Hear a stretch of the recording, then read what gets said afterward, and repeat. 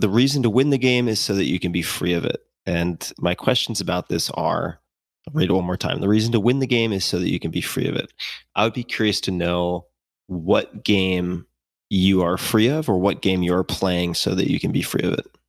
I like to think I'm free of almost all the games at this point. What are the games? All of life is games, right? You start out with the family game, you do the school game, the grades game, the getting girlfriends and boyfriends game, the getting married game, the having kids game, the making money game, the having the career game, the getting famous game, the dressing well game. It's so much of it is social games. There are a few that are not games, like meditation. You're not doing. If you're scoring points in meditation, you're doing it wrong. Yoga, these are single player games, right? So it's really the multiplayer games are the ones that suck you into society and into anxiety. Now, you kind of have to play them. You have two choices towards peace in your life. One is you can play these games and you can win them. And when you win them, this is the hard part, realizing you've won and stop playing new ones or setting new goals for yourself that are even higher and higher. It's like my friends who have made so much money and they continue, all they try to do is make money and they just don't seem very happy about it. It's fine if they're happy, if they're like Elon Musk seems like he's having a grand old time.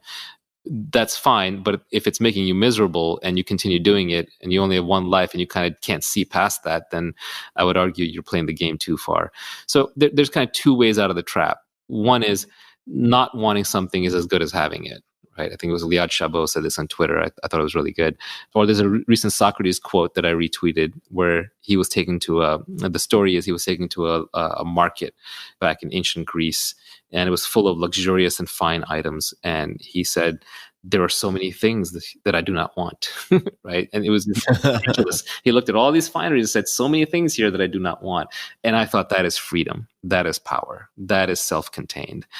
That is a person who has found himself and needs nothing outside of himself. That is so inspirational. So the same way I look upon the world and I say, well, I could just say that, right? You can't just say that. If I just said, there's so many things that I don't want, it's not true. I want the money. I want the girl. I wanted the fame, or I wouldn't have gone on podcasts and I wouldn't be on Twitter. At some level, that is true. So obviously, there's certain things that I want. I'm not a monk. I'm not living in an ashram.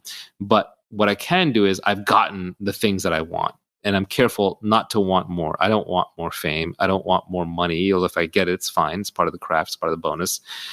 So I have to be careful about about not unconsciously taking on new desires. If I'm taking on a new desire, I better go fulfill that.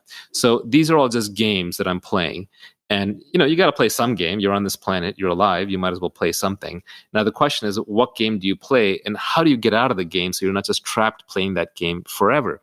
And one way is you choose your games very carefully. If you're a monk, you only choose very, very few games to play, or you play no games and you live content, blissful, harmonious, peaceful.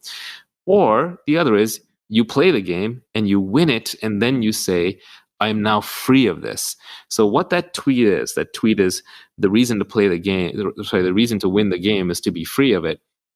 It's a reminder to myself that for the games that I've won, it's time to let go of them and to be free of them, and not to unconsciously double down by comparing myself to the Joneses and continuing to level up and level up and level up and level up. And then one day you die. And then you're like, okay, that was pointless. Like, I did all that work for what? Like for nothing. So if you're not enjoying it anymore, if you've already won the game by the definition you had when you started playing the game, and one hack is to set the definition early on so that when you go past it, you've won. To not get trapped into playing this game forever and just living in some anxious future as opposed to actually enjoying yourself in the present, you have to know when to stop playing the game. And so to me, the reason to play these games is to win them, and then you can be free of them and to see what else then that you want to do or not do, not to keep playing the same game forever. Because these games the adult games are very cleverly designed. You can keep playing them infinitely. And they're all ups and downs and ups and downs. And I guarantee you, every time you get money, you'll be afraid you're going to lose it, or you're going to compare it to the next person who has it.